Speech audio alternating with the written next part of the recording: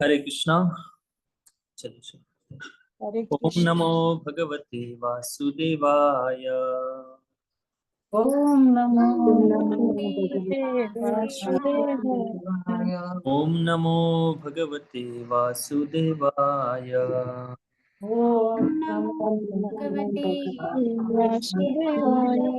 ओम नमो नमो भगवते भगवते वासुदेवाय। वासुदेवाय। ओम नमो भगवते वासुदेवाय। ओम नमो ओम नमो भगवते भगवते वासुदेवाय। ओम वासुदेवाय। अज्ञानतिमिरन्धस्य ज्ञानाञ्जनशलाकया चक्षुरोन्मिलितं येन तस्मै श्रीगुरुवे नमः। नमः ॐ विष्णुपादाय कृष्णपृष्ठाय भूतले श्रीमते भक्तिवेदान्त स्वामीनिति नामिने। नमस्ते सारस्वती देवे गौरवाणी प्रचारिणे निर्विशेष शून्यवादी पाश्चात्यदेशतारिणे। वाञ्छाकल्पतरुभ्यश्च कृपा सिन्धुभ्येव च पतितानां पावनेभ्यो वैष्णवेभ्यो नमो नमः। जय श्री कृष्ण चैतन्य प्रभु नित्यानंद श्री अद्वैत गदाधर श्रीवासादि गौर भक्तवृंद। हरे कृष्णा कृष्णा कृष्णा हरे हरे। हरे राम राम राम हरे हरे।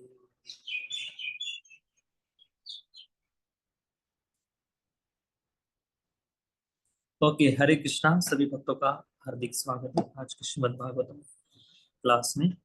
तो हम चर्चा कर रहे हैं श्रीमद् भागवतम के पहले स्कंद के दूसरे अध्याय। इसका शीर्षक है दिव्यता तथा दिव्य सेवा। और उसमें श्लोक संख्या कल हमने 24 नंबर श्लोक तक चर्चा की थी। आज से 25 नंबर श्लोक की चर्चा करेंगे।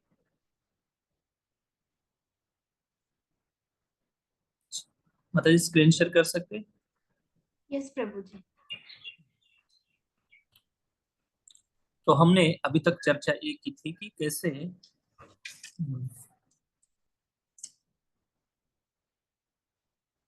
भक्ति सर्वोच्च भक्ति है और सर्वोच्च उपास्य भगवान कौन है। तो इस संसार में ब्रह्मा विष्णु और महेश इनको बहुत बड़े उपास्य भगवान के रूप में माने जाते हैं। देवताओं की बात आगे आएंगे, थोड़ा सा देवताओं का भी चर्चा होगी।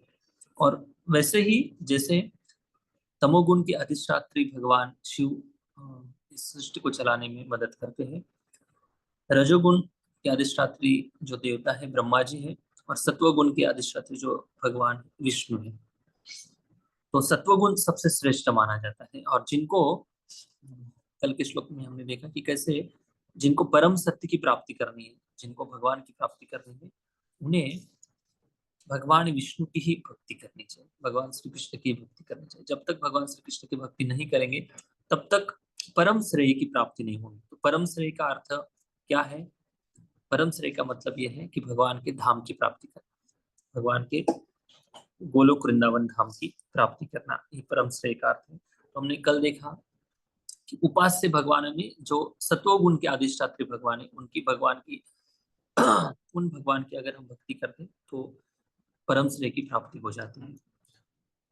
उसके बाद फिर तीन गुणों का वर्णन करते हैं। सुध गोस्वामी बताते हैं कि जो तीन गुण है प्राकृतिक गुण, उसमें से सत्वगुण सबसे श्रेष्ठ है। तमोगुण, रजोगुण और सत्वगुण, तीनों गुणों में से सत्वगुण श्रेष्ठ है। लेकिन भगवान विष्णु सत्वगुण के भले वो अधिष्ठात्री भगवान है, लेकिन सत्वगुण से वो लिप्त नहीं होते। सत्वगुण से भी परे विशुद्ध सत्वगुण है। वो विशुद्ध सत्व में भगवान हमेशा स्थिर रहते हैं। तो तीन गुणों की वो एनोलॉजी देकर समझाते हैं 24 नंबर श्लोक में। तीन उदाहरण से समझाते हैं। पहला उदाहरण है लकड़ी का, दूसरा उदाहरण है धुएं का, और तीसरा उदाहरण है अग्नि का। तो पांडव श्रेष्ठ प्रभु बताइए, कल हमने जो तीन एनोलॉजी देखी थी, कैसे धुएं की तुलना कौन से गुण से की गई है? प्रभु जी रजोगुण से। हाँ, वेरी गुड। धुएं की तुलना रजोगुण से, और लकड़ी की तुलना तमोगुण से, और अग्नि की तुलना सत्वगुण से की। सतोगुण। Thank you. तो इसका हमने कल कल चर्चा किया था कि कैसे तमोगुण कितना जीवात्मा को इस संसार में बांध कर रखता है। उसकी सूझ बूझ पूरी तरह से नहीं के बराबर होती। वो व्यक्ति सत असत के बारे में सोच नहीं सकता है। और जैसे लकड़ी में अग्नि है लेकिन दिखाई नहीं देती, या स्वयं प्रकाशित लकड़ी अग्नि को प्रज्वलित नहीं कर सकती, वैसे ही तमोगुण भी वैसे ही बंद होता है। तमोगुणी व्यक्ति को आध्यात्मिक चेतना जागृत करने के लिए अगर कोई उसको जगाएगा उस तमोगुण से, उस आलस से, उस प्रमाद से, तब तक वो बाहर नहीं आएगा। वैसे ही लकड़ी भी है, लकड़ी को जब तक कोई जलाएगा नहीं तब तक उसमें अग्नि प्रज्वलित नहीं होगी, उसमें प्रकाश नहीं। धुआं धुआं का उदाहरण देखा था हमने कि धुएं से हम सामने क्या है वो देख नहीं सकते। हाँ, धुएं के अंदर अग्नि जरूर है लेकिन धुएं में प्रकाश नहीं है। मतलब धुआं लकड़ी से बेटर है, लेकिन वो धुआं में क्या होता है कि पूरी तरह से चेतना ढकी होती है। रजोगुणी व्यक्ति की तुलना धुएं से की गई है। तो रजोगुणी व्यक्ति को धुंधला दिखाई देता है, मतलब वो देखता है लेकिन स्पष्टता नहीं है। और जब अगला उदाहरण देते हैं वो अग्नि का, अग्नि में प्रकाश है और प्रकाश के कारण सब कुछ दिखाई देता है। ठीक है, तीन चीजें हमने देखी थी, इसलिए तीन गुणों से ऊपर उठना बहुत जरूरी है। भगवत गीता में भगवान बताते त्रैगुण्य विषया वेदा निस्त्रय गुण्य भवार्जुना। हे अर्जुन, इन तीन गुणों से जब तक ऊपर नहीं उठेंगे तब तक भक्ति का अनुभव नहीं होगा। सबसे इम्पोर्टेंट गुणों के अंदर तमोगुणी व्यक्ति भी भक्ति में आ जाएगा, ऐसा नहीं कि नहीं आएगा, लेकिन रजोगुणी भी आए। कोई गुण या मायने नहीं रखती, भक्ति देवी सबको स्वीकार करती है, लेकिन टिके रहना और स्थिरता प्राप्त करना बहुत जरूरी है भक्ति में। जब तक रजोगुण है तब तक मन चंचल रहेगा, मन के अंदर अनेक प्रकार की वासनाएं रहेंगी, अनेक प्रकार के प्रलोभन से वो मन हमेशा प्रलोभित होते रहेगा और भौतिक संसार के आकर्षण के प्रति हमेशा मन भागता रहेगा। तो ऐसे भागता हुआ मन को स्थिर कर पाना लगभग मुश्किल है। इसलिए जितना हो सके उतना जल्दी हम हमारा आहार विहार और एसोसिएशन, हमारा श्रवण कीर्तन भगवान के संबंधित हो, तब जाकर हम रजोगुण के प्रभाव से बच सकते हैं। ऐसा नहीं कि अपने आप हो जाएगा, उसके लिए हमें जो भक्ति की प्रतिकूल चीजें जो रजोगुण तमोगुण बढ़ाते हैं उससे हमें दूर रहना है। तो इसकी हमने कल चर्चा की थी। इसलिए सत्वगुण प्रधान है। सत्वगुण व्यक्ति को भगवत साक्षात्कार होने के लिए बहुत नजदीक है ना। जैसे अभी 25 नंबर श्लोक में देखेंगे कि कैसे सत्वगुण में जो श्रेष्ठ, सत्वगुण अगर सबसे श्रेष्ठ है तो उससे परम श्रेय की प्राप्ति होना बहुत संभव है। जल्दी वो व्यक्ति भगवान की प्राप्ति कर सकता है जो सत्वगुण में है। इसलिए 25 नंबर श्लोक में बता रहे सूद गोस्वामी कि ऐसा नहीं कि भाई मैं केवल आपको थियोरेटिकल बता रहा हूँ, नहीं, इसके पहले भी कई लोगों ने भगवान श्री कृष्ण की भक्ति की है और उन्होंने परम धाम की प्राप्ति की है। इसलिए वो उदाहरण के रूप में समझा रहे थे कि इस श्लोक में 25 नंबर श्लोक, भेजिरे मुनयोथाग्रे भेजिरे मुनियोऽग्रे अग्रे भगवन्तम् अधोक्षजम् तत्त्वं विशुद्धं क्षेमाय तत्त्वं विशुद्धं क्षेमाय कल्पन्ते योनुतानिह। कल्पन्ते अनुतानिह। हाँ देखिए, भेजिरे मुनयोथ अग्रे, भेजिरे का अर्थ है कि जो, स्क्रॉल डाउन कर, वर्ड टू वर्ड मीनिंग दिखाओ।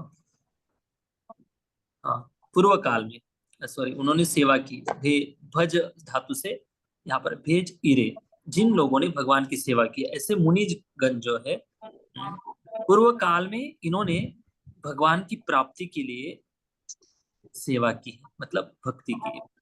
और कैसे भगवान, प्लीज म्यूट हो जाओ सब लोग। अधोक्षज भगवान का नाम लिया जा रहा है। अधोक्षज मतलब जो हमारे इंद्रियों से हम जिन भगवान का दर्शन नहीं कर सकते हैं, कि की बात हो रही है। जिब्रा जी का प्रभु आप म्यूट हो जाओ प्लीज। ओके, थैंक यू प्रभु। और पांडव श्रेष्ठ प्रभु आप भी म्यूट हो जाओ। हरि बोल। हाँ, हरे कृष्ण प्रभु, आप म्यूट हो जाओ। हरे, आवाज थोड़ी कम आ रही है प्रभु। सबको आवाज आ रही मेरी? यस प्रभु ओके जी। प्रभु जी, सबको आवाज आ रही है? यस हाँ प्रभु अभी ठीक है। अच्छा ठीक है, ठीक है, आप म्यूट हो जाओ प्लीज। हाँ वो, हाँ प्रभु जी बोलिए।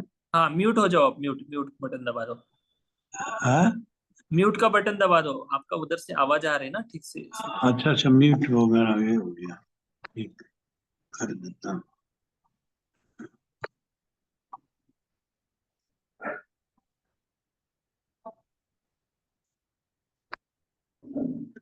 या भाई,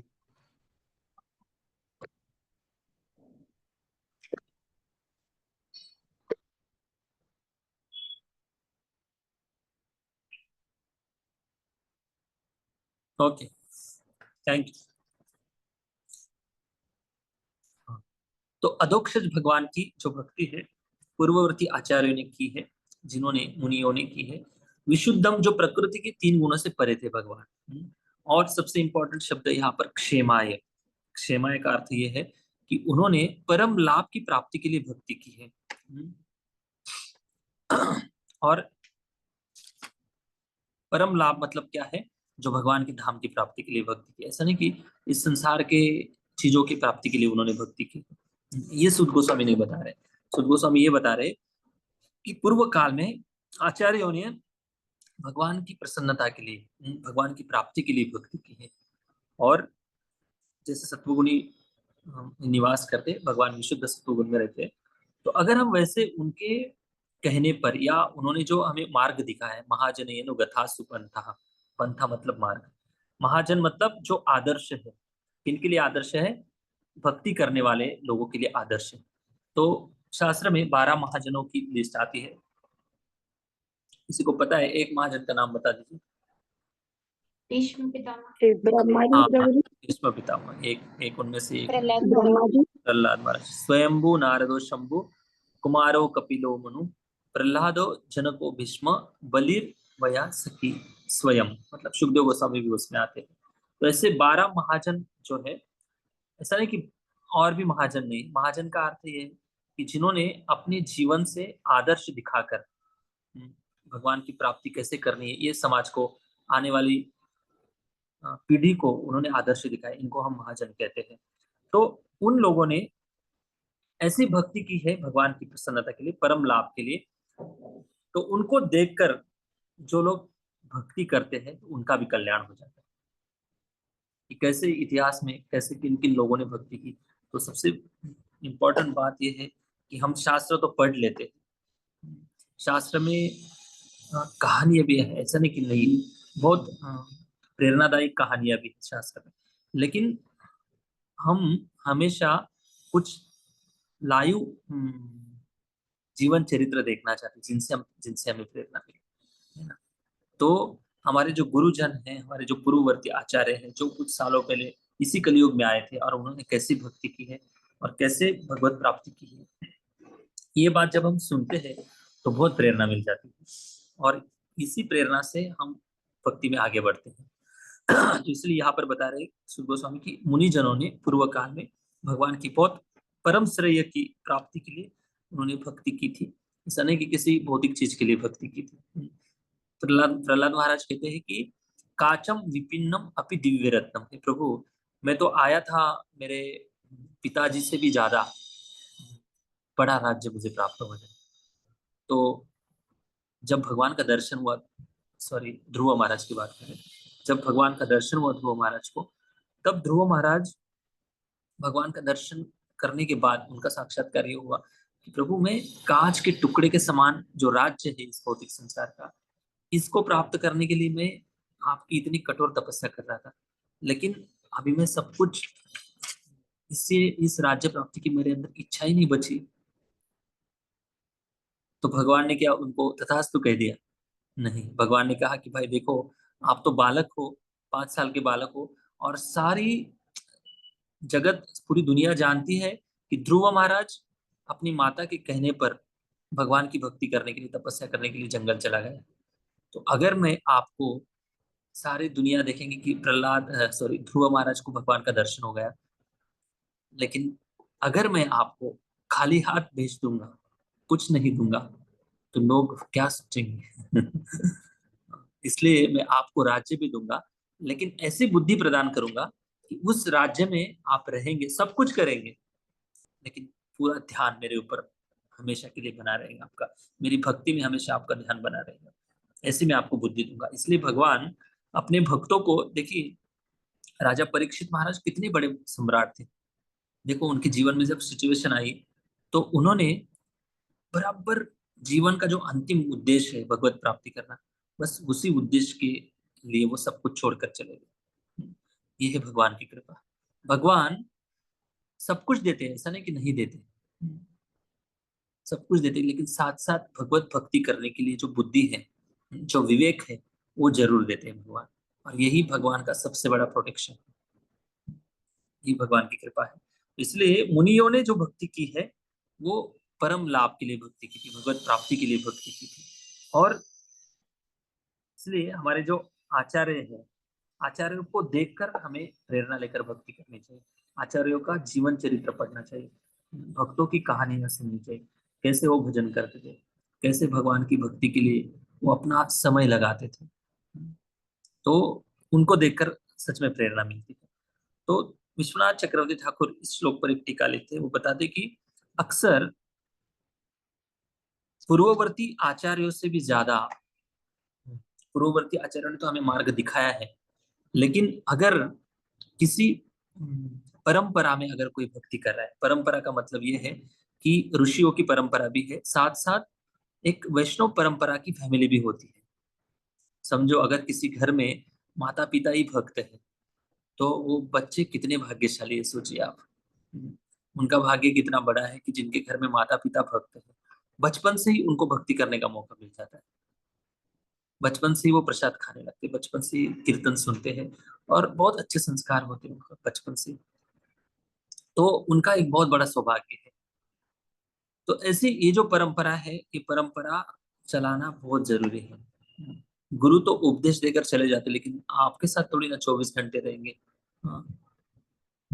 तो माता पिता अगर भक्त हैं, तो बच्चे सच में भाग्यशाली हैं। उनसे माता पिता को देखकर बच्चे लोग सीखते हैं, और वैसे ही वो भी भक्ति करने का प्रयास करते हैं। तो माता पिता की बहुत बड़ी जिम्मेदारी है। बच्चों को डांटने से, बच्चों को चिल्लाने से बच्चे सीखते हैं, नहीं ऐसा नहीं, लेकिन सबसे ज्यादा सीखते हैं, हमें देखकर सीखते हैं बच्चे। माता पिता कैसे बात करते हैं, कैसे बर्ताव करते हैं, कितना टाइम देते हैं घर में, ये सब बातें बच्चे देखते हैं, तब जाकर हमसे सीखते हैं। बाकी बताने से कोई, इतने भी थोड़ी ना बुद्धू है बच्चे, धीरे धीरे तो वो बड़े हो जाते हैं। इसलिए बच्चों को डांटने सिखाने से पहले अगर हम अपने आदर्श दिखाएंगे बच्चों को, तो वो भी हमसे प्रेरणा लेंगे भक्ति करने के लिए। ये बात जरूरी है।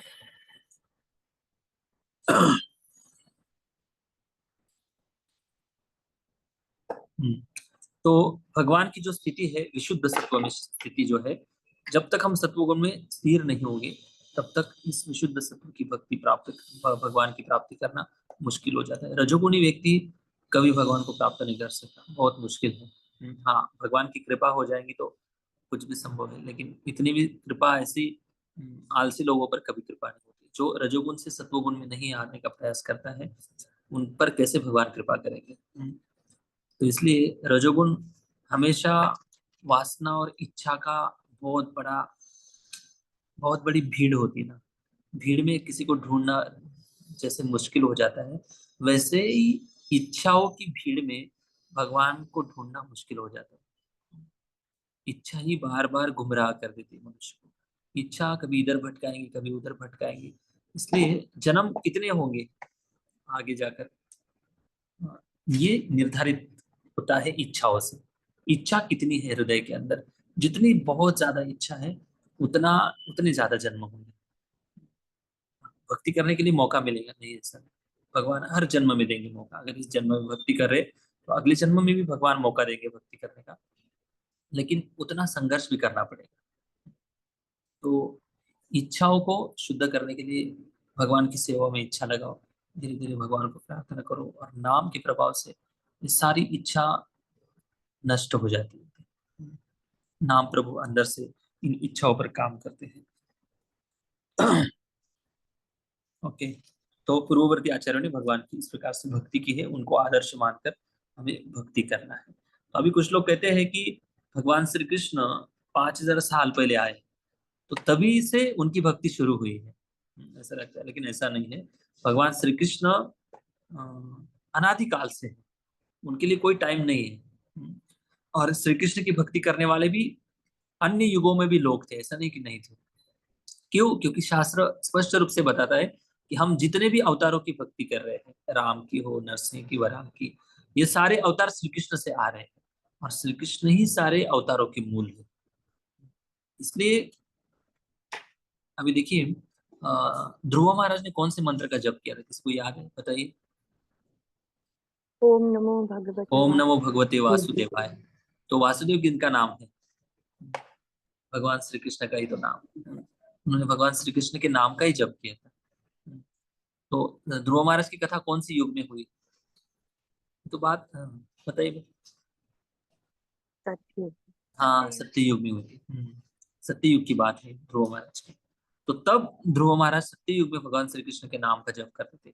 तो इसलिए भगवान की जो भक्ति है वो अनादिकाल से है। अनादिकाल से लोग भगवान की भक्ति कर रहे हैं। ठीक है, समझ में आ गया सबको इस श्लोक का अर्थ क्या है? तो महाजनों के अनुगत्य में रहकर हमें भक्ति करनी है। उनके कहने पर अगर हम, जैसे उन्होंने भगवत प्राप्ति की है भक्ति करके, उनके इंस्ट्रक्शंस का अगर हम पालन करेंगे तो हम भी उनके जैसी परम धाम की प्राप्ति कर लेंगे, उनकी जैसी भगवत धाम की प्राप्ति कर सकते हैं। ठीक है, ओके। जिब्राज जी का प्रभु जी तात्पर्य पढ़िए। यस प्रभु। जी। धर्माचरण का प्रयोजन न हो न तो भौतिक लाभ प्राप्त करता है। धर्माचरण का प्रयोजन न तो भौतिक लाभ प्राप्त करना है, न ही आत्मा और पदार्थ के अंतर को बताने वाले सरल ज्ञान को अर्जित करना है।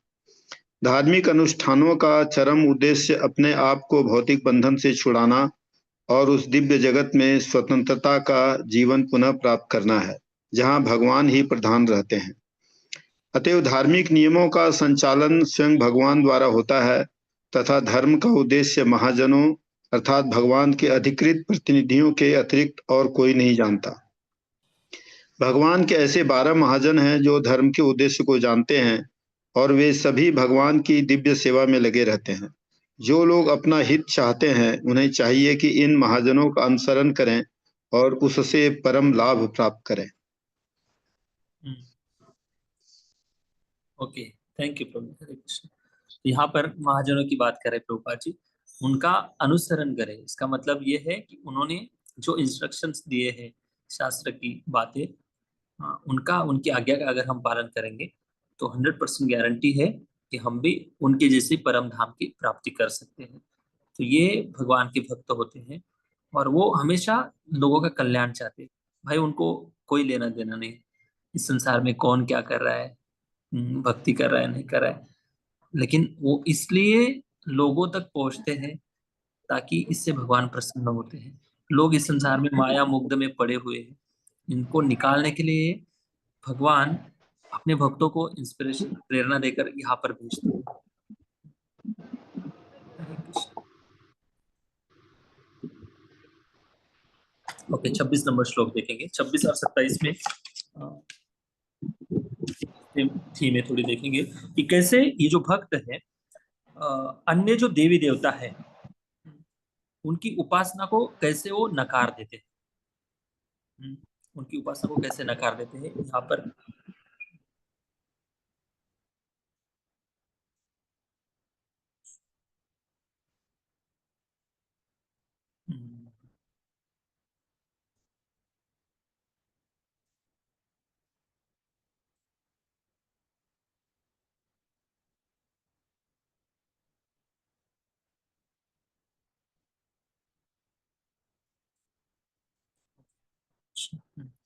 हाँ, देवी देवताओं की जो उपासना है इनको किस प्रकार से वो ना देवी देवता की भक्ति करते ना उनकी निंदा करते, कैसे वो इनसे बचते हैं, ये 26 और 27 में देखा जाता है, देखेंगे।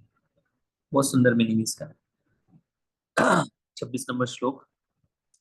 मुमुक्षवो घोर रूपानां मुक्षवो घोररूपाणाम् वा भूतपतिनथ हित्वा भूतपतिनथ नारायण कला शांता नारायण कलाशान्ता भजन्ति अनसूयवः। भजन्ति जनसूयवः। हाँ, जो लोग मोक्ष के प्रति गंभीर है, मुमुक्षव मतलब जो मोक्ष प्राप्ति वाले जो साधक है, जिनको इस भौतिक संसार से निकलना है, उनको मोक्ष कामी कहते हैं। मोक्ष कामी का अर्थ ये नहीं कि केवल भौतिक बंधन से मुक्ति प्राप्त करने के लिए, लेकिन ये लोग भक्त भी हैं, भगवान के भक्त भी। मुमुक्षो घोर रूपान, घोर रूप वाले जो अन्य देवी देवता के विग्रह है, इनकी उपासना है। हित्वा मतलब त्याग करना, कैसे त्यागते हैं? भूतपतिनतः, सारे देवताओं के जो रूप है, जैसे कि कोई बता सकता है कि कैसे, कौन कौन से ऐसे देवता है जिनका बहुत भयानक रूप होता है, उनको देखकर डर भी लग जाता है? काली माता, काली माँ और काल भैरव। काल भैरव। हाँ, तो ऐसे बहुत सारे डेमिगॉड है जिनका बहुत भयानक रूप होता है। हरे कृष्ण। म्यूट हो जाओ सब लोग। पाटिल प्रभु आप म्यूट हो जाओ प्लीज।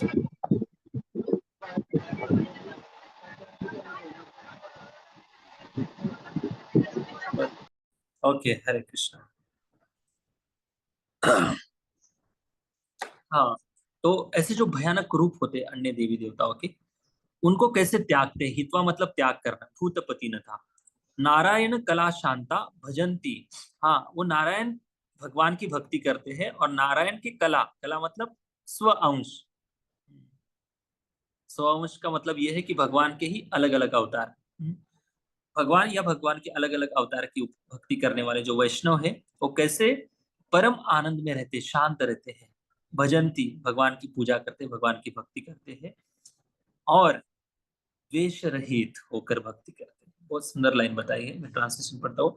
जो लोग मोक्ष के प्रति गंभीर है, वे निश्चय ही द्वेष रहित होते हैं और सबका सम्मान करते हैं, किंतु फिर भी वे देवताओं के घोर रूपों का अस्वीकार करके केवल भगवान विष्णु तथा उनके स्वांशों के कल्याणकारी रूपों की ही पूजा करते हैं। देखिए इतनी सुंदर बात बताई जा रही है। यहाँ पर बता रहे कि जो मुमुक्षु, जो मोक्ष प्राप्ति के मार्ग पर चलने वाले लोग हैं, जो भक्त है, जो अन्य देवी देवता है, ना उनकी उपासना पद्धति की निंदा करते हैं, ना उनके देवता की निंदा करते हैं, ना उस उपासक की निंदा करते हैं, लेकिन अपनी भक्ति बड़ी दृढ़ता से करते हैं।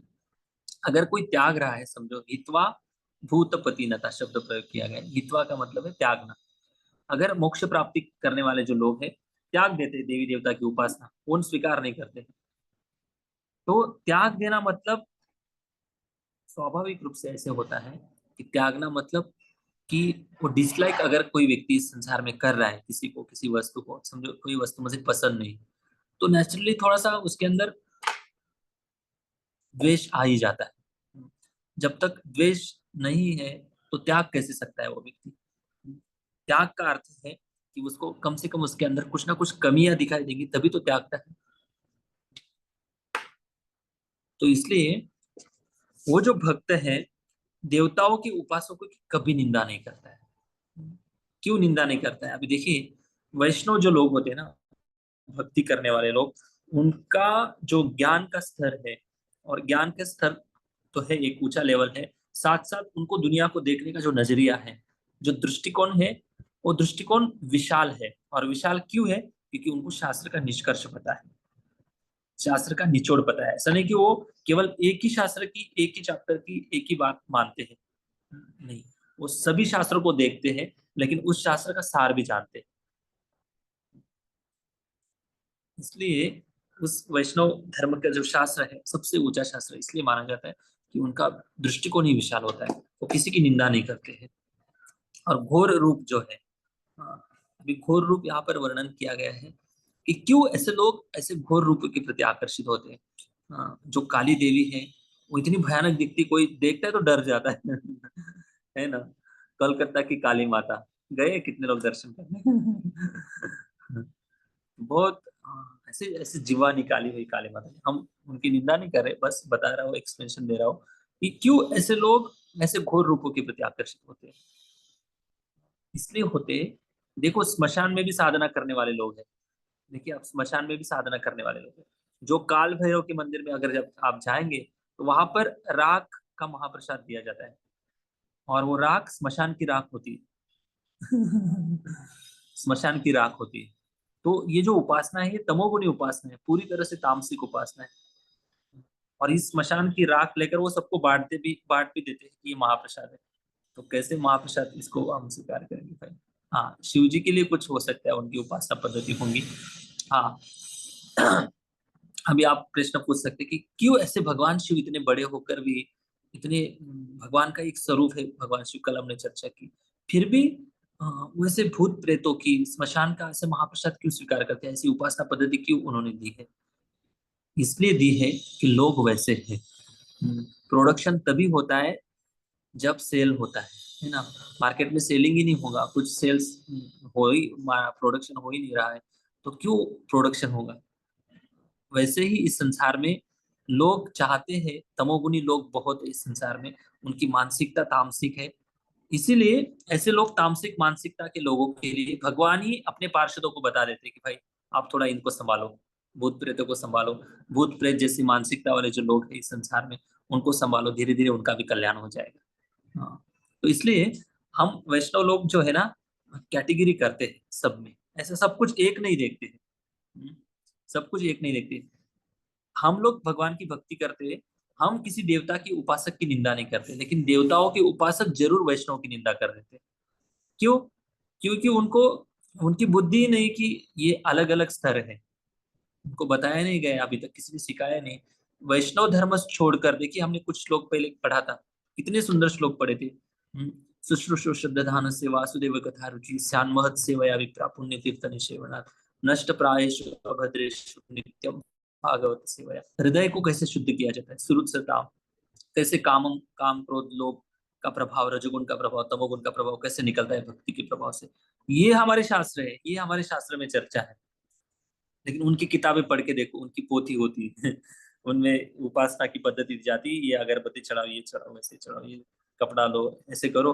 फिर उनकी स्टोरी बताई जाती कि हाँ, पूर्व काल में ऐसे एक व्यक्ति था जो लकड़ी तोड़ने के लिए जंगल में गया था, फिर उसके ऊपर कुल्हाड़ी गुम हो गई। फिर ऐसी ऐसी कुछ स्टोरी होती है। और फिर उन्होंने मंदिर में जाकर देवी की उपासना की, देवी को प्रार्थना की, फिर उसकी मनोकामना पूरी हो गई।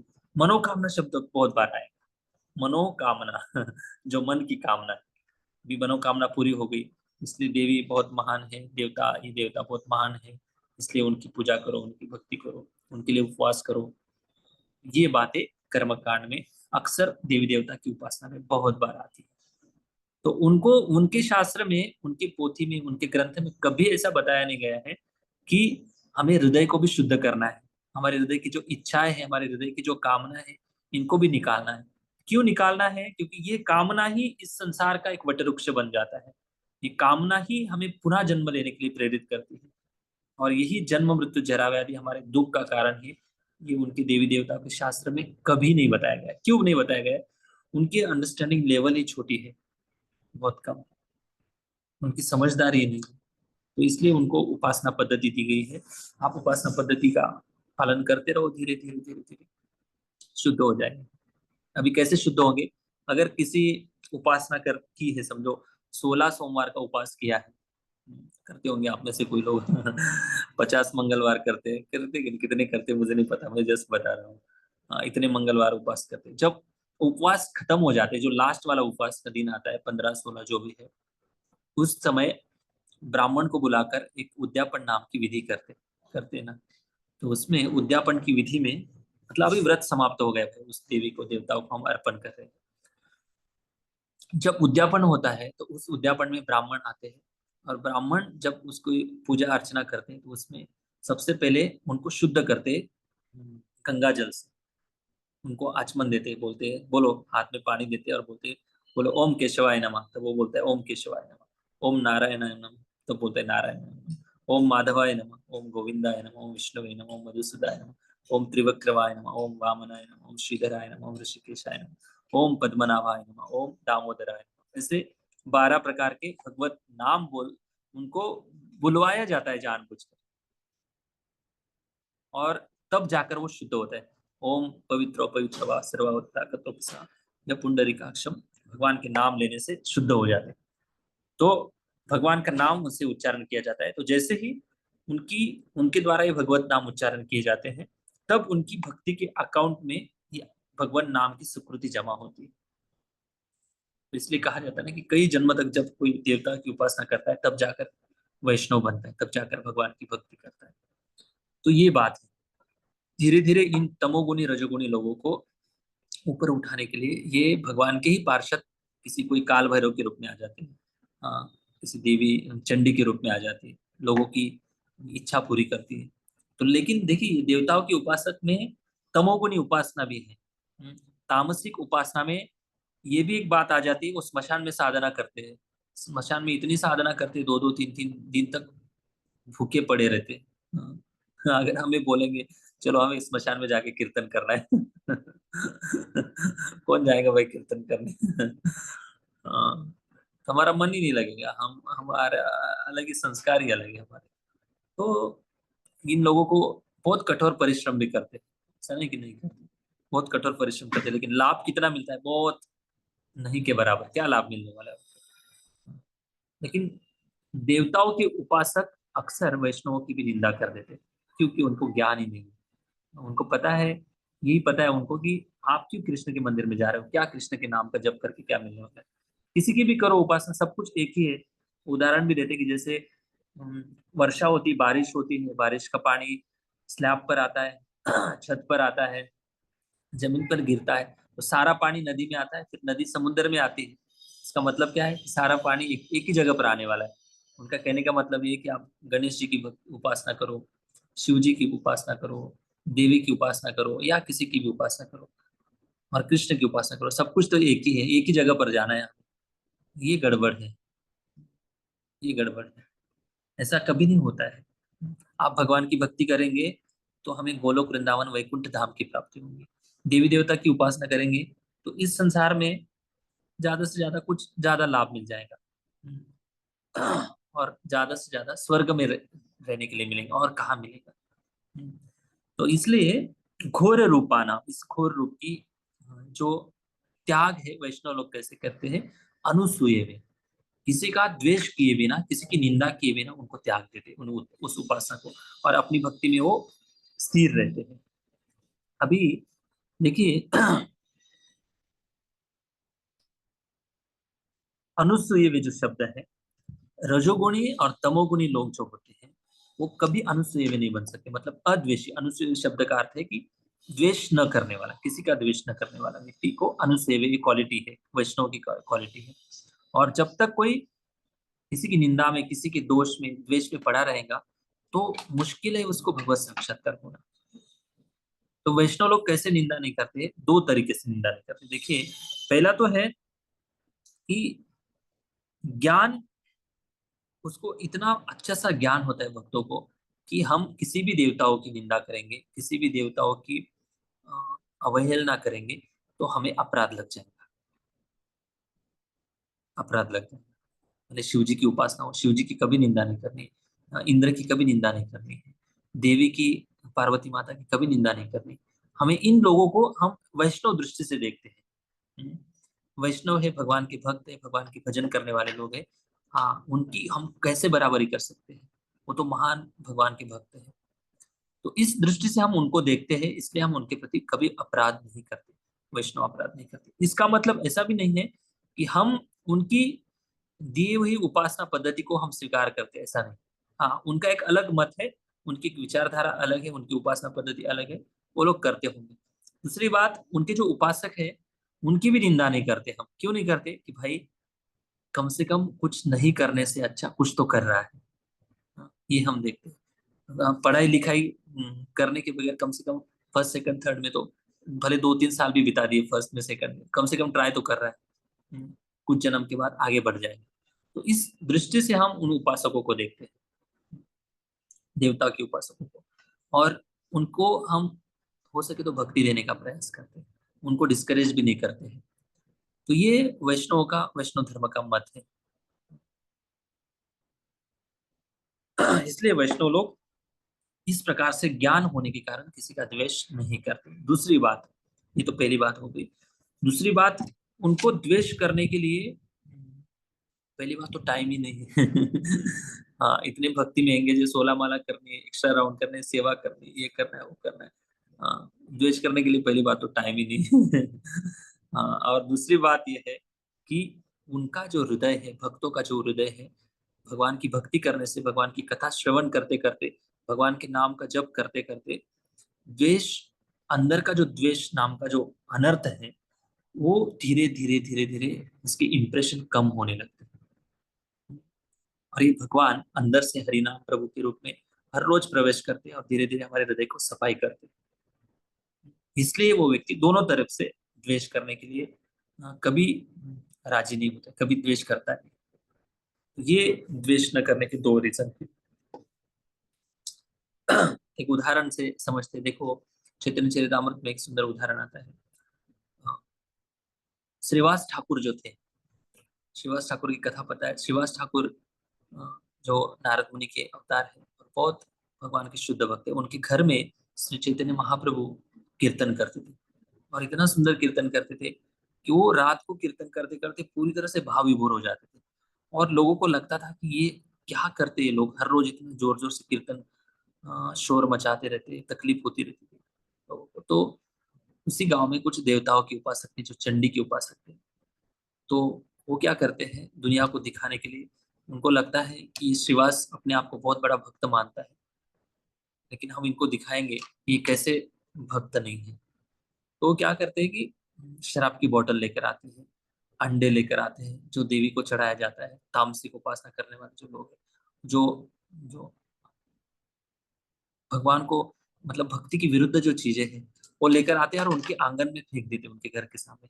और जब सुबह हो जाती है तब सारे गांव के लोगों को बुलाते हैं और दिखाते हैं कि देखो, ये श्रीवास अपने आप को इतना बड़ा भक्त मानता है, लेकिन देखो ये क्या करता है। शराब की बोतल है इसके घर में, इसके आंगन में पड़ी है, अंडे पड़े हुए हैं, देवी की उपासना करता है, तामसिक उपासना करता है और अपने आप को बहुत बड़ा वैष्णव मानता है। तब श्रीवास ठाकुर ने क्या कहा? श्रीवास ठाकुर ने कहा कि हाँ, आप जो बोल रहे हो सही बात है, मैं सच में भगवान का भक्त नहीं हूँ, मैं तो बहुत पतित हूँ। इस प्रकार से उनकी विनम्रता है। तो देखिए, भगवान के भक्त किसी का द्वेष नहीं करते हैं। क्यों द्वेष नहीं करते? क्योंकि उनके अंदर एक कंपैशन है, दया भाव है दूसरों के प्रति। और दूसरी बात, उनको पूरा नॉलेज है और उनके हृदय का जो द्वेष नाम का जो अनर्थ है, उसके इंप्रेशन नहीं के बराबर हो जाते भक्ति करने से।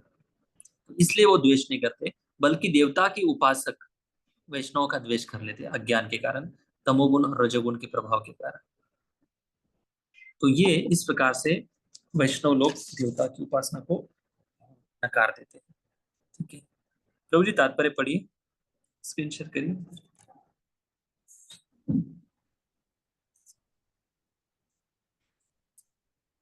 पढ़ेगा प्रभु जी?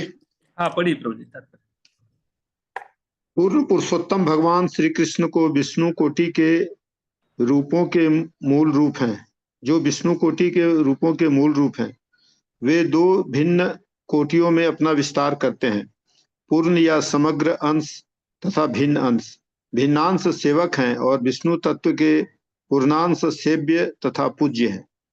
भगवान द्वारा शक्ति प्रदत्त सारे देवता भी भिन्नांश हैं, वे विष्णु तत्व की कोटि में नहीं आते। विष्णु तत्व वे पुरुष हैं जो भगवान के आदि रूप के ही समस्त समान शक्तिमान हैं और वे विभिन्न कालों तथा परिस्थितियों में भिन्न भिन्न कोटि की शक्तियां प्रदर्शित करते हैं। भिन्नांश सीमित शक्ति वाले होते हैं, उनमें विष्णु तत्वों की तरह असीम शक्ति नहीं होती। अतः विष्णु तत्वों या भगवान नारायण के पूर्णांशों की गणना कभी भिन्नांशों के साथ नहीं करनी चाहिए। यदि कोई ऐसा करता है तो वह पाखंडी होने का अपराध करता है। इस कलयुग में अनेक मूर्ख व्यक्ति इस कलयुग में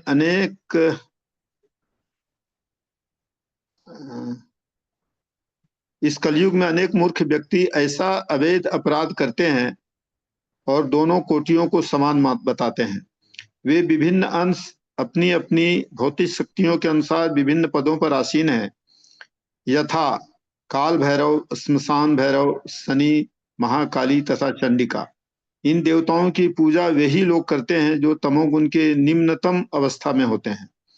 ब्रह्मा, शिव, सूर्य, गणेश तथा अन्य ऐसे ही देव उन लोगों द्वारा पूजे जाते हैं जो भौतिक भोग से प्रेरित होने के कारण रजोगुणी होते हैं।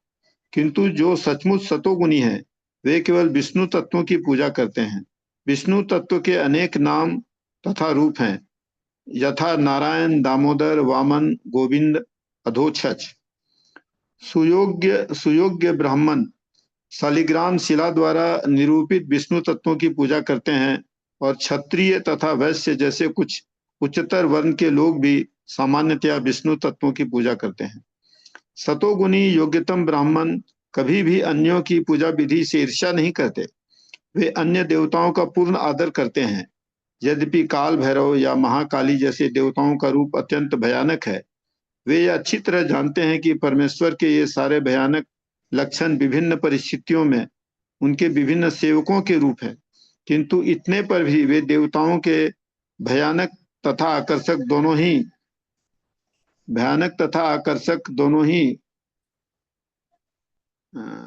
इतने पर भी देवताओं के भयानक तथा आकर्षक दोनों ही रूपों का त्याग कर केवल विष्णु रूपों पर ध्यान केंद्रित करते हैं, क्योंकि वे भौतिक जगत से मोक्ष पाने की उत्कट इच्छा रखते हैं।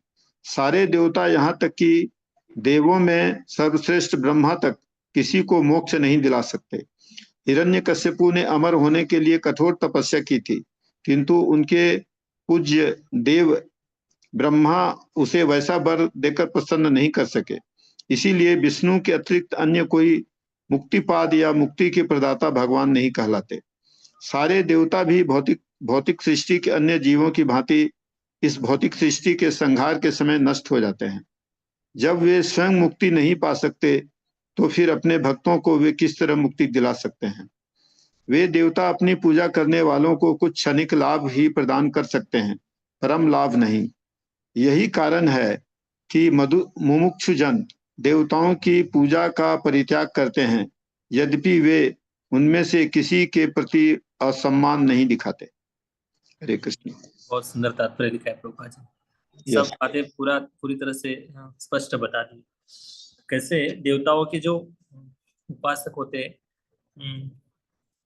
कैसे क्षणिक लाभ के लिए उनकी उपासना करते हैं, लेकिन जो मुमुक्ष जन है, जो मुक्ति प्राप्त के जो अधिकारी है, मार्ग पर चलने वाले हैं, वो देवताओं की उपासना का त्याग कर देते हैं, लेकिन साथ साथ उनका द्वेष नहीं करते। ये भी बात उतनी इम्पोर्टेंट है। ओके, हरे कृष्णा। कोई प्रश्न है आज के क्लास के संदर्भ में? हरे कृष्णा प्रभु जी, दंडवत प्रणाम। दंडवत प्रणाम। हरे कृष्णा। प्रभु जी, जैसे कि एक सेकंड माता जी, जिनको भी प्रश्न पूछना है ना वो हैंड रेज कर सकते हैं, है ना? ऑप्शन होता है ना।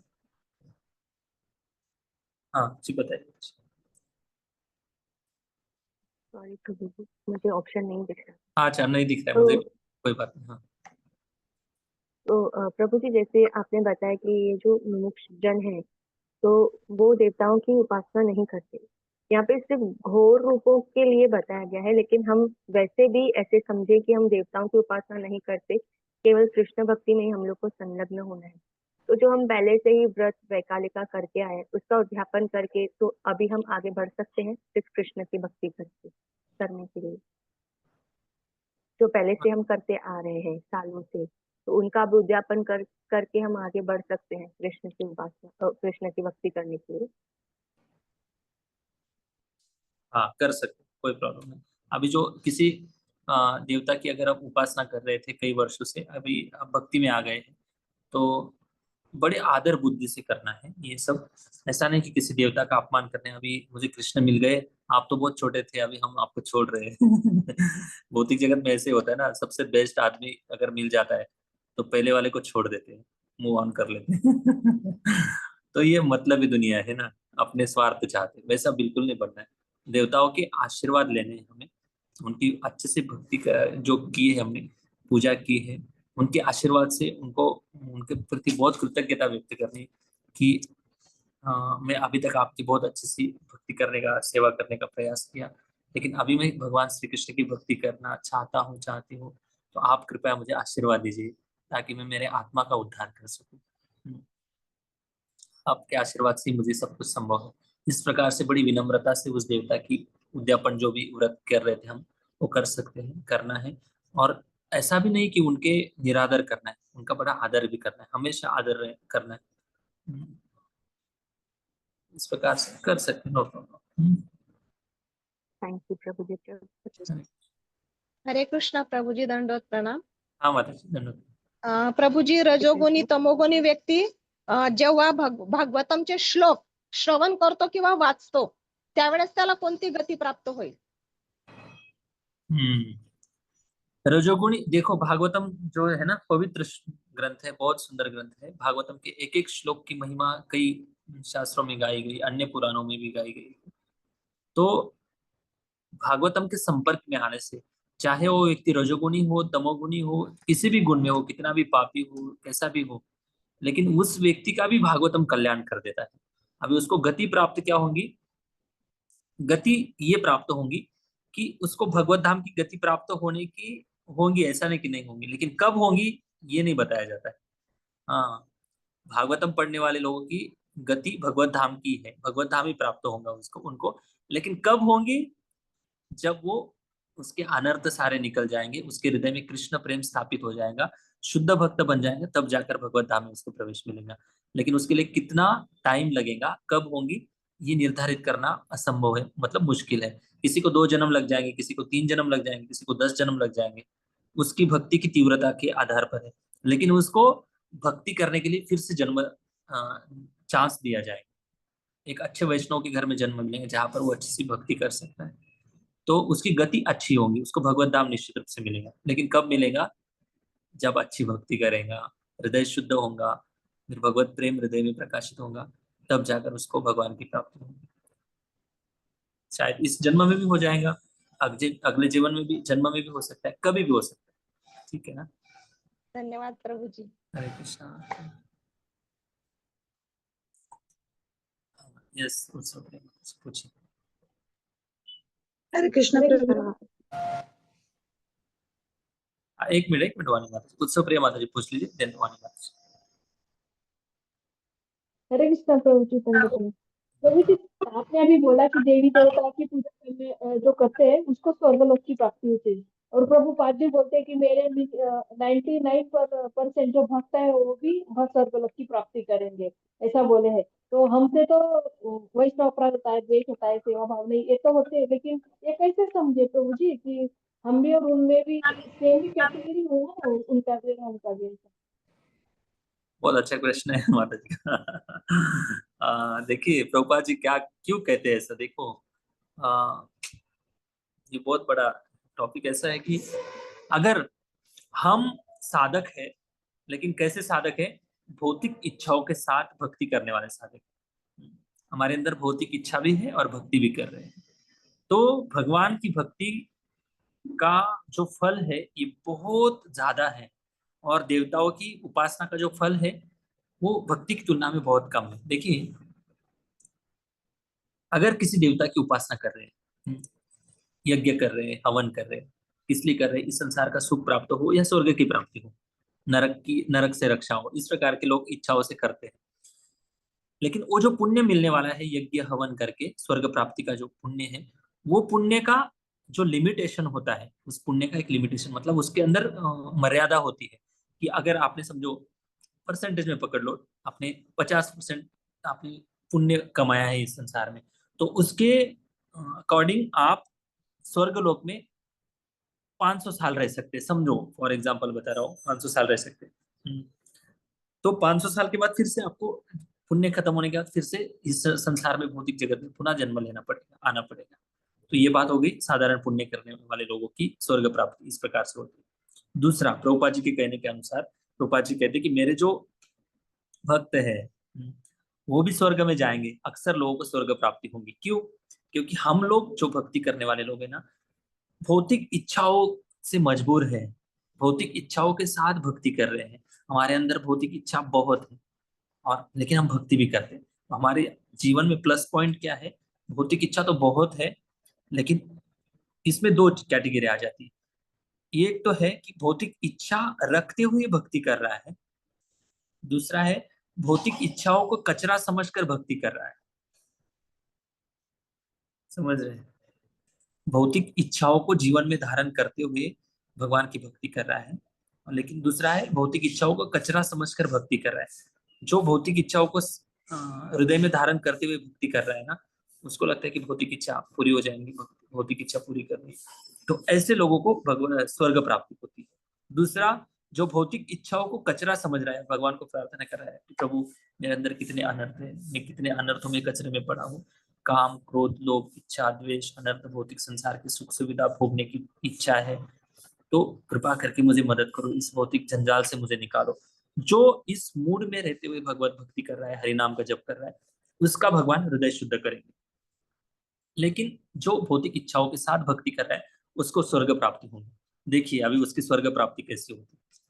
वो स्वर्ग प्राप्ति जो पुण्य कमाया है, पुण्य कमाने वाले लोगों की तुलना में इसकी स्वर्ग प्राप्ति में के लिए ये यहाँ से जब जाता है तो भक्ति का रिकमेंडेशन लेटर लेकर जाता है स्वर्ग में।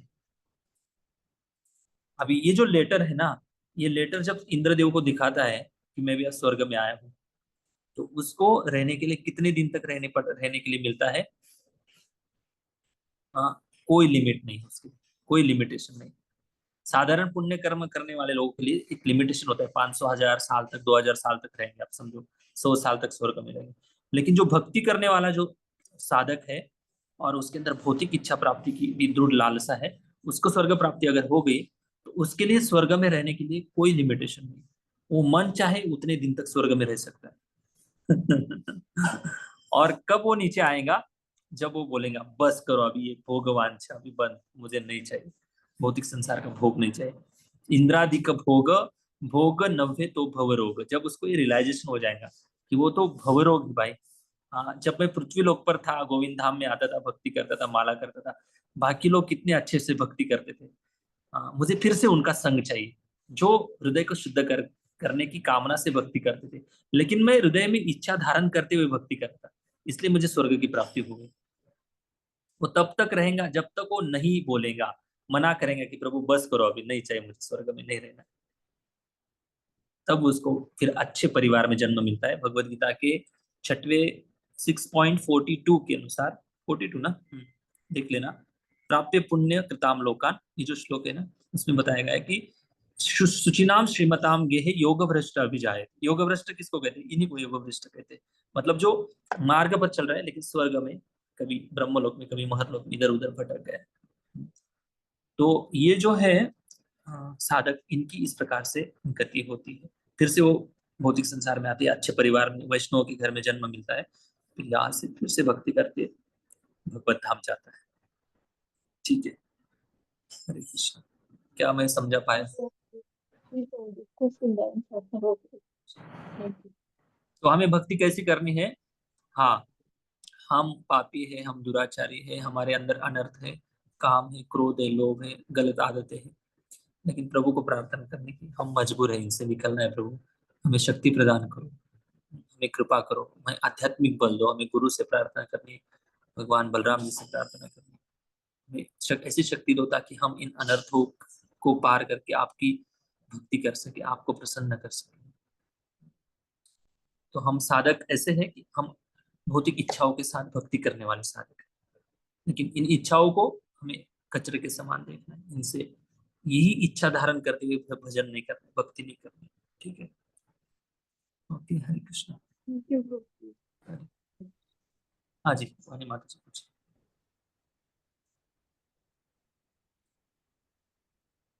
वाणी माता जी कुछ पूछ रहे थे। हाँ हरे कृष्ण प्रभु जी, धन्यवाद प्रभु जी। मैं उज्जैन गई थी प्रभु जी, एक 7-8 महीने पहले। तो वहाँ काल भैरव करके एक मंदिर है प्रभु, वहां पे ही ना प्रभु जी अल्कोहल ही मतलब प्रसाद करके ही चढ़ाते हैं प्रभु, उनको भी पिलाते हैं वो एक पतीले और सब लोग लेके जाते हैं प्रभु। और बहुत सारा दुकान है प्रभु, और लेके जाते हैं और वो भोग दिखाते। और उज्जैन इतना बड़ा, 12 ज्योतिर्लिंगों में से एक आता है प्रभु जी, कितने लोग आते हैं। लेकिन वहां पे मुझे कुछ अजीब लगा कि अल्कोहल दारू मतलब काल वहां पे मेन मंदिर में, वो काल भैरव मंदिर में क्यों भोग लगाते मेरे को कुछ समझ में नहीं आया। वो महाकालचं मंदिर असते, महाकालचं मंदिर. हाँ, महाकाल का मंदिर, काल भैरव करके अलग मंदिर है, वहां पे भोग लगाते। अच्छा, वही बात है एक्चुअली। क्या है, भगवान शिव तो शराब नहीं पीते, ये तो बात पक्की है। वो तो भगवान शिव जी महादेव तो बड़े विशुद्ध सत्व में है, तमोगुण में नहीं, रजोगुण में नहीं, सत्वगुण में भी नहीं। इतने महान वैष्णवा नाम यथा शंभु है। तो पता नहीं इसके पीछे का रीजन क्या है, मुझे एग्जैक्ट पता नहीं, इसलिए मुझे इसके ऊपर एक्सप्लेनेशन देना इतना उचित नहीं है। लेकिन मैं ये बात पक्का बता सकता हूँ कि भगवान शिव ऐसे तामसिक लोगों का उद्धार करने के लिए कभी कभी इनसे कुछ वस्तु स्वीकार करते हैं। अभी देखो, हम लोग प्रीचिंग में जाते हैं, इधर उधर जाते हैं, तो हमें कुछ लोग चॉकलेट भी दे देते भेंट के रूप में, कैडबरी भी दे देते हैं। क्या हम कैडबरी खाते हैं? हाँ, हम ले लेते हैं उनके हाथों से। क्यों? उनका कल्याण हो जाएगा। वो अगर हमें वो वस्तु दे रहे हैं, तो उस वस्तु देने से हमारा क्या हो जाएगा? हम तो उस वस्तु ले लेंगे, लेकिन उसको हम थोड़ी ना खाने वाले। लेकिन उसकी जो देने की भावना है, उस देने की भावना से उसकी भक्ति बढ़ जाएगी, उसका कल्याण हो जाएगा। इसलिए कभी कभी दयावश उनसे इस प्रकार से आदान प्रदान करते होंगे भगवान शिव। ये यहाँ तक मुझे समझ में आता है। पता नहीं और किसी को इसके बारे में अगर पता है, इसका मेन रीजन क्या है, तो बता सकते हैं। हरे कृष्ण प्रभु जी। जी, बताइए मनोज। प्रभु जी, मतलब मैंने एक जगह पे पढ़ा था कि मतलब मतलब भगवान को जो वो अल्कोहल वगैरह चढ़ाते हैं, उसका मतलब ये है कि जो लोग त्याग करना चाहते हैं, तो वो भगवान के इधर रख के मतलब उसका त्याग कर देते हैं। वो मतलब वो वापस नहीं पीते इसके लिए। तो भगवान उनको बोलते हैं कि वहां पे रख के चले जाओ, आपका कल्याण होगा, ऐसा। अच्छा, ओके। मतलब वो जो भक्त आते हैं कि वो त्याग करे वो चीज का, हाँ हाँ हाँ, इसका ऐसा मैंने पढ़ा था प्रभु जी। ओके ओके, हाँ हाँ, हाँ। हो सकता है, पता नहीं अभी। माता जी, ठीक है। हरे कृष्णा प्रभु जी. जी माता जी, बताइए। प्रभू जी, मी मराठीच बोलते, मला हिंदी एवढं नाही जमत. प्रभू जी, आता आता तुम्ही म्हणतात की म्हणजे भौतिक आशा ठेवून, म्हणजे भौतिक आशा ठेवून आपण भक्ती करतो. पण भक्ती करण्याच्या अगोदर भौतिक आशा येतात, पण जेव्हा भगवंताच्या जेव्हा समोर जातात, तेव्हा भगवंताची जेव्हा आपण भक्ती करायला लागतो, तेव्हा आशावीन भक्ती होते आणि रडायलाच येतं प्रभूजी. म्हणजे बता आपण काय जसं ते अभी पता नहीं, म्हणजे अभी आशा देखो, आपको रोना आ रहा है, नहीं किसी को म्हणजे रोना आ रहा है, तब मुझे नहीं, हाँ, अब उसको क्यों कभी रोना आ रहा भगवान है। म्हणजे भगवंत, हाँ, हाँ, ऐसा रोना आप, क्यों आता है ऐसा. ओके ओके, ठीक है। माता जी का प्रश्न ये है कि हम भौतिक इच्छाओं के साथ भक्ति करते हैं, तो भगवान के सामने जब आते हैं तो इच्छा नहीं रहती है, और भगवान के सामने आकर रोना आता है। तो देखिए भाई, रोना किसको आ रहा है वही बता सकता है कि मुझे रोना क्यों आ रहा है। अभी हमारे यहाँ पास थोड़ी ना कोई स्कैनिंग मशीन है, उसके मन में, हृदय में क्या चल रहा है। तो रोने के पीछे का रीजन अलग अलग हो सकता है। एक तो भौतिक दुनिया में बहुत दुख है, पीड़ा है, तो वो पीड़ा, या किसी ने हर्ट कर दिया है, किसी ने अपमान कर दिया है, तो वो इमोशंस हम वहां पर शेयर करते हैं जहां पर हमें अच्छा सेफ स्पेस मिलता है ना। तो एक तो हम किसी न किसी दोस्त के पास आते हैं, तो उनके पास बैठकर नेचुरली रोना आ जाता है, क्योंकि वो हमें समझ सकता है। तो वैसे ही भगवान की बातें हमने इतनी सुन रखी है कि भगवान दयालु है, भगवान करुणा सिंधु है, भगवान सबकी प्रार्थना सुनते हैं। तो शायद ही लोग इसलिए भगवान के सामने आकर रोते हैं कि भगवान हमारी पुकार सुन ले, हमारी प्रार्थना सुन ले। और जब हम भगवान को मन की बात बताते हैं तो बताते बताते वो इमोशंस के साथ अपनी भावनाओं को कंट्रोल नहीं कर पाता है व्यक्ति, और इसलिए वो रो सकता है। वो ऐसे हो सकता है, अक्सर ऐसे ही होता है। मैंने कई बार मंदिरों में देखा है, लोग जब पीड़ा में होते, दुख में होते, तो भगवान के सामने आकर रो देते हैं। तो ये एक रीजन हो सकता है। दूसरा एक रीजन है कि उसको भगवान की भक्ति में इतना ऊपर चढ़ा हुआ है वो व्यक्ति, इतना मतलब उन्नति हो गई है कि भगवान की भक्ति में भाव विभोर होकर रो रहा है। तो एक रीजन हो सकता है, लेकिन ये दूसरा जो रीजन है वो बहुत रेयर लोगों में दिखाई देता है, बहुत दुर्लभ है। भगवत प्रेम हृदय में प्रकाशित होकर रोना। तो हमें माता जी ऐसे हो सकता है, पता नहीं आप समझ पाए या नहीं, मुझे नहीं पता क्या। नाही मला समजलं प्रभूजी, पण जेव्हा म्हणजे मला काय पाहिजे असतं, जेव्हा त्याचं रिझन नंतर मला मिळतं, पण म्हणजे माझ्या अपेक्षाच नसतात भगवंताकडे, आणि जेव्हा अपेक्षा ठेवते त्याचं रिझन नंतर येतं. पण असं म्हणजे म्हणजे जेव्हा मी म्हणजे रडते त्यावेळी मला म्हणजे काहीच अपेक्षा नसतात मनामध्ये, फक्त रडायला येतं. ठीक है, आप जो भी है। चले, थैंक यू। हरे कृष्ण। हरे कृष्ण। और कोई प्रश्न नहीं, रुकेंगे यहाँ पर हम। ओके, ग्रंथराज श्रीमद् भागवत महापुराण की जय। जगत गुरु श्री थैंक यू प्रभुजी, बहुत सुंदर क्लास। प्रभुजी के लिए ओके प्रभु, हरे कृष्णा, हरि बोल, हरि बोल, हरि बोल, हरि बोल, हरि बोल, हरि बोल, हरि बोल, Thank you so much, Prabhuji. Hare Krishna. Hare Krishna.